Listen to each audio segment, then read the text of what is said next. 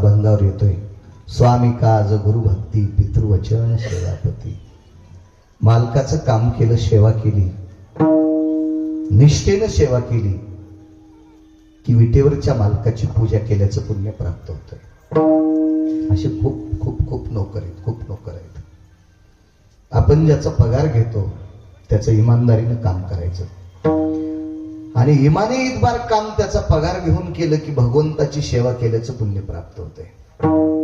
तो एखाद्याच्या शेतातला गडी असू द्या, तो काही फुकट काम करत नाही, पैसे घेतो, पण मालकाचं हित व्हावा अशा जर निष्ठेनं काम करीत असेल, नाही जरी पंढरपूरला गेला तरी पंढरपुरातल्या मालकाची सेवा केल्याचं पुण्य त्याला प्राप्त होते. गड्यानं शेतात जावं, शेतात गेल्याच्या नंतर त्यानं वखर धरावं, आऊत धरावं आणि 12-12:30 वाजता अचानक पाऊस यावा, आऊत चालत नाही. त्यावेळेला गड्यानं काय करावं? बैल लांब्या दोऱ्यानं बांधावे आणि मालकाच्या शेतात बांधाच्या कडीचा असेल, तणात पिकातला असेल, तण उपटावं. त्यानं रिकामं राहू नये. मालक पाहत नाही, मालक घरी आहे. मालक न पाहता न सांगता जो काम मालकाचं करीत असेल तर पंढरपुरातल्या मालकाची सेवा केल्याचं पुण्य प्राप्त होते. आपण मध्ये सेवा केल्याचं पुण्य. आणि मालकाचा पगार घेऊन फक्त दिवस बुडावा, आपला रोज पकावा आणि मालकाची काशी व्हावा असं जर कोणी काम करीत असेल तर समजायचं तो राक्षस आहे, तो पांचट आहे, तो हरामखोर आहे, तो भंगिरे आहे.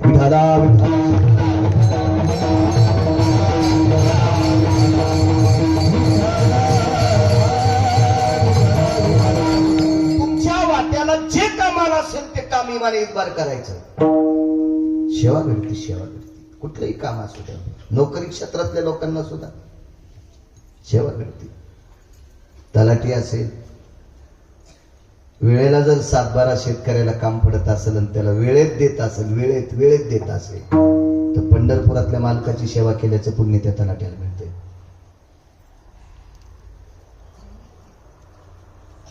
शिक्षक असेल, आपल्या विद्यार्थ्यांना शासन त्याच्या पोटाचा पगार मिळतो त्याला. तो जर इमाने इतबार आपल्या विद्यार्थ्यांना शिकवत असेल तर तो कधी जरी पंढरपूरला नाही गेला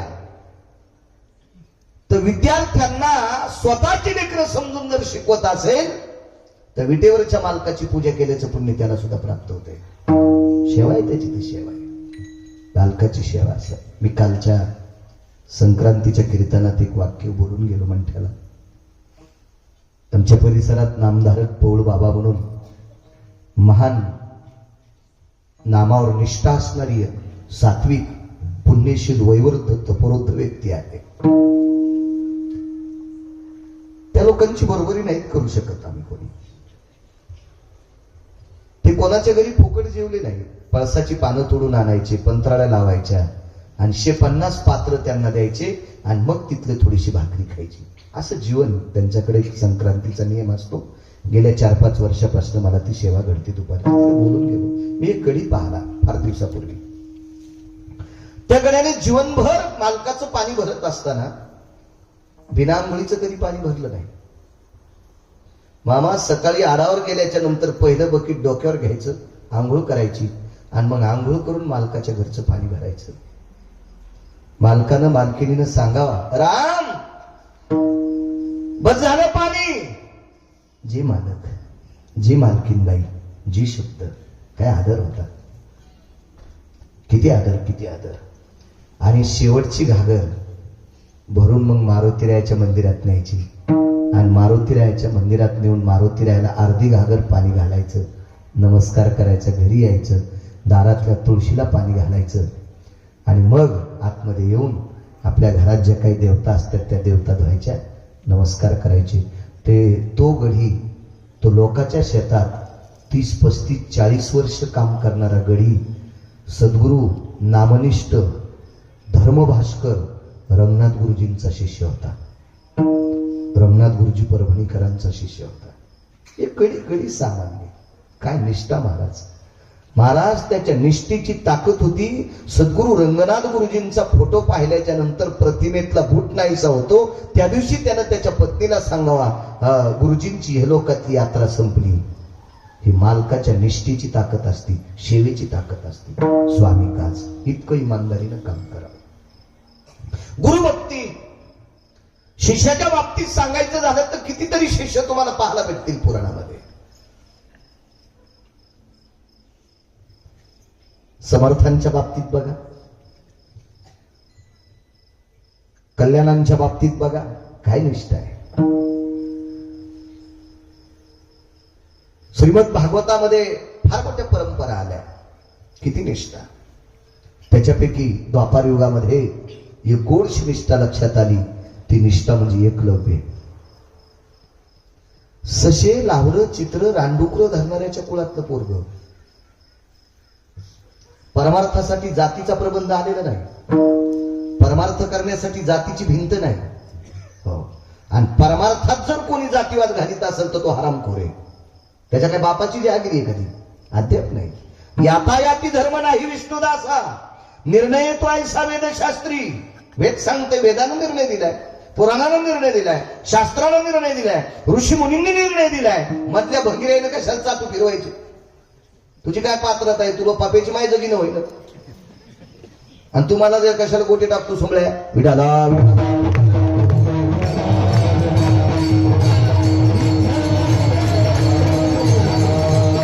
परमार्थ करण्यासाठी कुठल्याही जातीला अधिकार आहे, कुठल्याही जातीला अधिकार आहे, कुठल्याही जातीला. सकळाची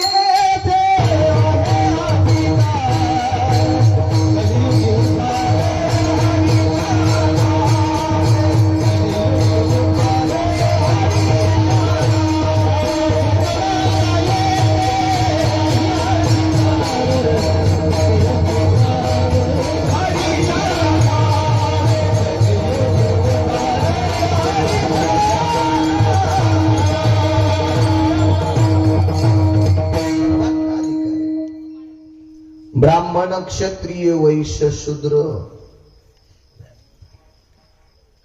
चांडाळादी.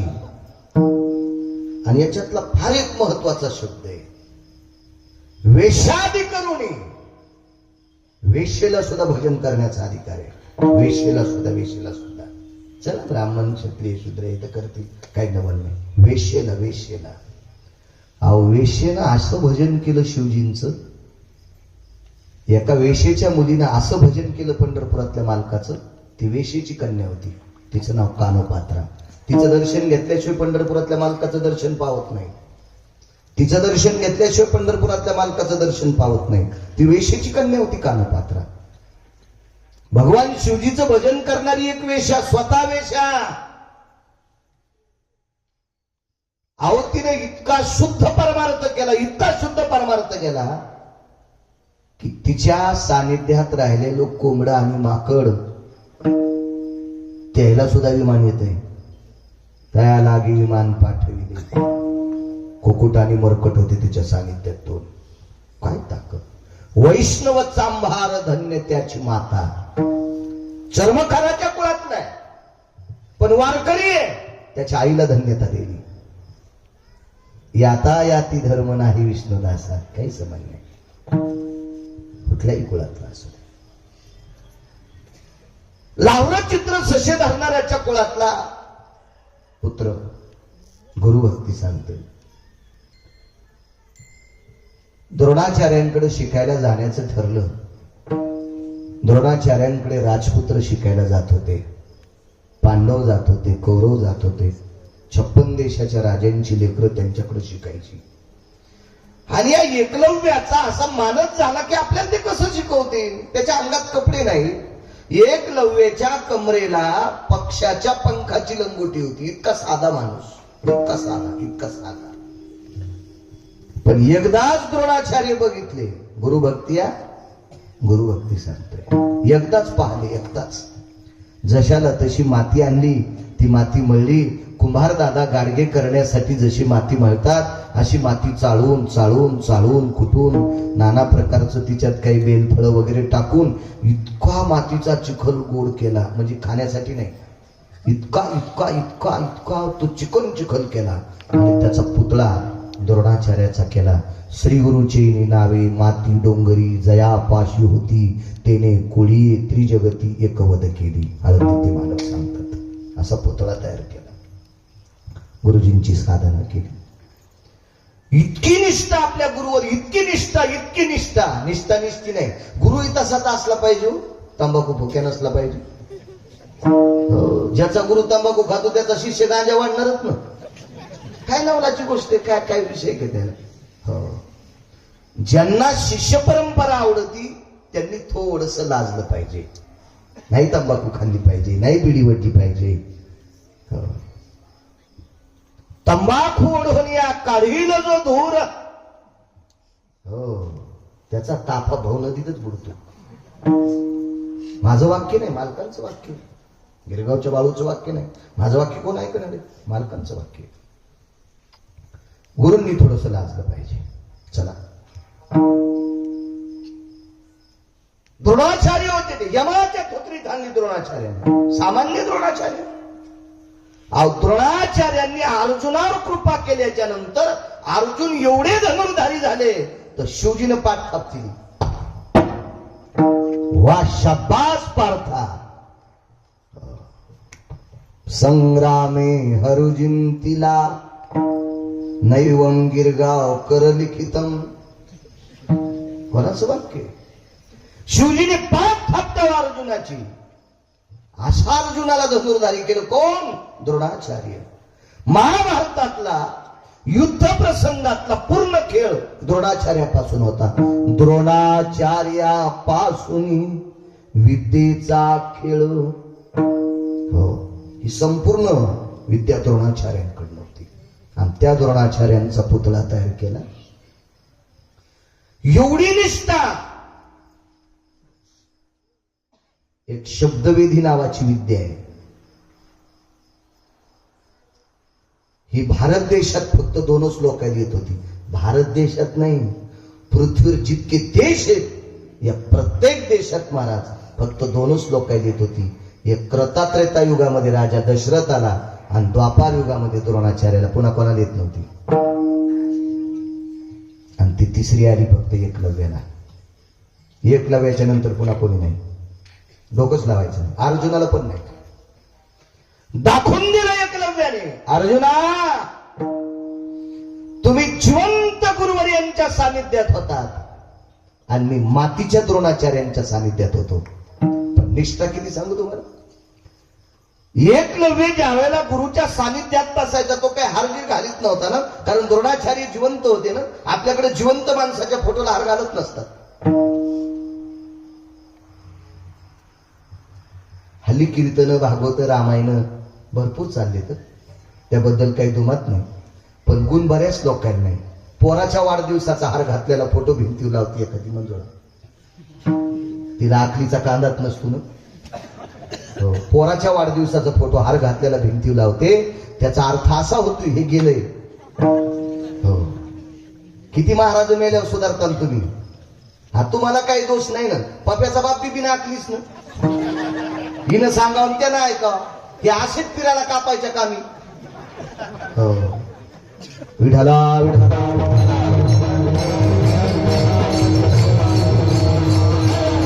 शास्त्र म्हणेल ते सांगावे, ते राज्यही तृण मानावे. शास्त्र सांगते, वेद सांगते, पुराण सांगते, याच्यानुसार चालायचं असते. अहो, लावरा चित्र ससे धरणाऱ्याच्या कुळातला पोरग खोजिता त्या टेलर. पण त्याला कसं कळत असेल हो. जिवंत गुरु द्रोणाचार्य, त्यांच्या प्रतिमेला आपण फुलं वाहू नये, नमस्कार करायचा. सद्गुरवे नमः, सद्गुरवे नमः, सद्गुरवे नमः. येल भय व्यास स्तुत पय पुनितो भय जायम यत्पुराणमतितार्थां सकल स्थिता जायते. साधवे यत्पुनितायां चरणारविंदं नमो. सद्गुरवे नमः. आणि नमस्कार करताना कुत्र भुकलं तर ते गुरुजींकडे बघून नमस्कार करायचं. आणि कुत्र भुकत होतं, अडथळा येत होता. बाण मांडीपाशीच होता. सन सन बाण मारले, माग न पाहता. 7 बाण कुत्र्याच्या तोंडात. माय काय गोळ्या संपल्या नाही. मी काय गांजा गिंजा वडीत नाही, पुराण पाहून सांगतोय. आणि पुराण काय आमच्या गिरगावच्या कोणाची जहागिरी नाही. माझे तुकोबरायचं मत आहे, पहावे पुराणी विचारोनी, देऊ त्या मालकांचं मत आहे. कुत्र हे द्रोणाचार्यांच्या ताफ्यातलं होतं, कल्पातलं होतं, त्यांच्या समूहातलं होतं. वापस कुत्र आलं, पाहिलं द्रोणाचार्य, अरे तिथपर्यंत कुत्र्यांनी पाहिलं तर एकलव्य. अर्जुनाच्या लक्षात आलं आपल्यापेक्षा श्रेष्ठ एकलव्य. अंगठा कापला हा भाग सोडून द्या, आपल्याला ते इचकायचं नाही, जाऊ दे, ते वेगळा प्रसंग आहे. पण गुरुवरची निष्ठा पहा, गुरुवरची निष्ठा. महाराज लाहोर चित्र सशे रांडुकर धरणाऱ्याचं पोरग जगात तिसरं आलं. जगात, राज्यात नाही, भारतात नाही, 2-3 देशात नाही, पृथ्वीवर जितके देश आहेत या सर्व देशामध्ये तिसऱ्या क्रमांक विजय पटकावला. त्याचं नाव होतं एकलव्य. कशाचे? गुरुभक्ती. स्वामी काज गुरुभक्ती. पुढे पितृवचन, पितृंचा अधिकार ऐका, आणि मग सेवापती. आपण याच्यावर जास्त भर देऊ, कारण का मकर संक्रांतीचा योग आहे कालचा आजचा. विठाराव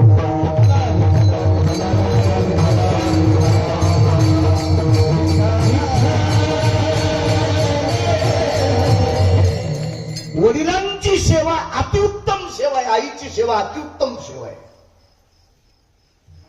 तितकी सेवाच कुठली मोठी नाही. रामचंद्र वनवासात आहे,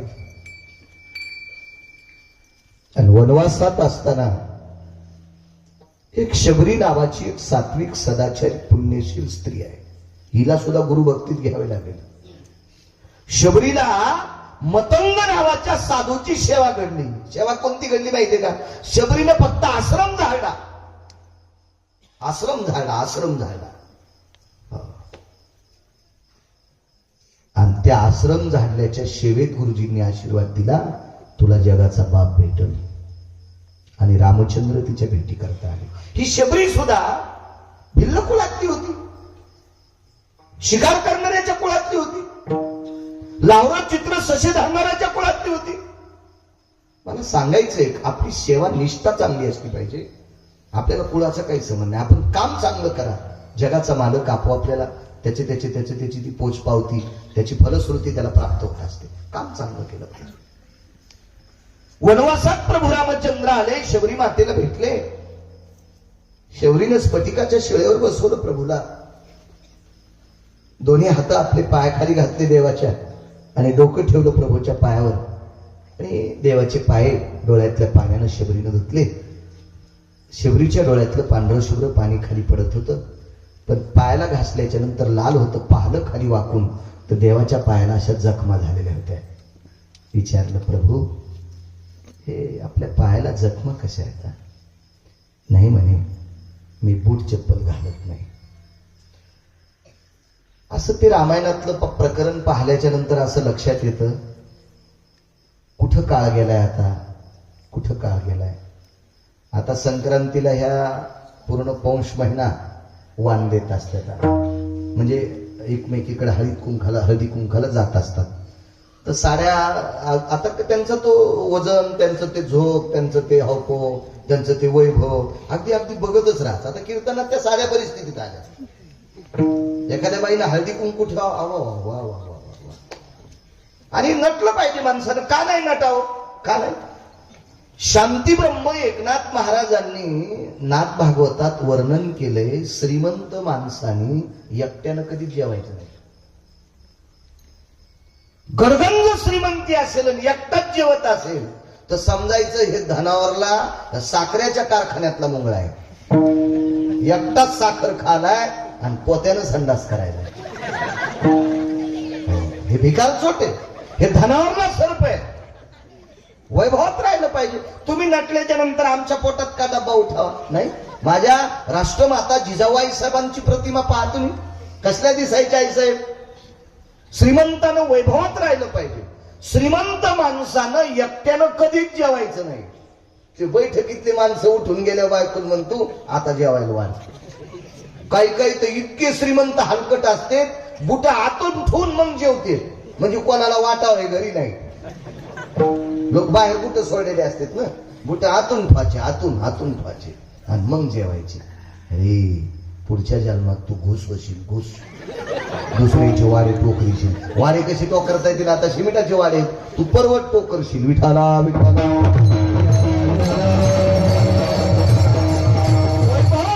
नंतर एक अर्धा माणूस सोबत घेऊन जेवायचं, चांगले कपडे घालायचे. हो, सोयाबीन झाली, ऊस गेला म्हणले 600 टन आणि बरंच करीत दुसऱ्याच्या दारात जातो. त्याला मनात लागतं चहा प्या. अरे भिकार चोट कुठला. धनावरला सर्प आहेस तू, बँकेत कोटीन धोत्राला गाठली. तू बैल समजायचे, बैल व जवा व मेला आणि मालकानं टाकलं तेच खाल्लं. विठाला विठाला. चांगली कपडे घालावी, चांगलं राहावं. श्रीमंतानं संस्कृती सुद्धा सांभाळावी. वजनदार राहिलं पाहिजे श्रीमंतानं, वजनदार असो नटलं पाहिजे. मला असा विचार येतोय, कुठं जगाचा बाप बघा. अहो हल्लीच्या काळातली जर स्त्री पाहिली, 5-50 हजार तिच्या नवऱ्याला जर पगार असला तर जशा रंगाच्या साड्या असत्याल